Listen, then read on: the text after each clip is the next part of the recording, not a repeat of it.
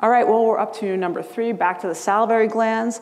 I think submandibular sialolithiasis is a very challenging diagnosis for us, and that's because the most frequent site of stone impaction is at the level of the punctum in the anterior floor of mouth, and unfortunately that's an area that is frequently obscured by a dental artifact. The stones can be really, really tiny and very, very hard to see, and even in the absence of dental artifact, I think you really have to be looking for them in order to make that diagnosis.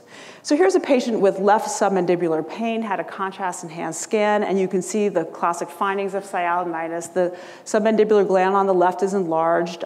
There's prominence of the intraglandular ductal system, and then there's surrounding cellulitic change. The platysma is thickened, the subcutaneous fat is infiltrated, and it's very easy to get focused on this process, which is certainly fairly dramatic, and then to not look very carefully at the anterior floor of mouth and to pick up that little millimeter or 2 calculus in exactly the place that these things typically will impact.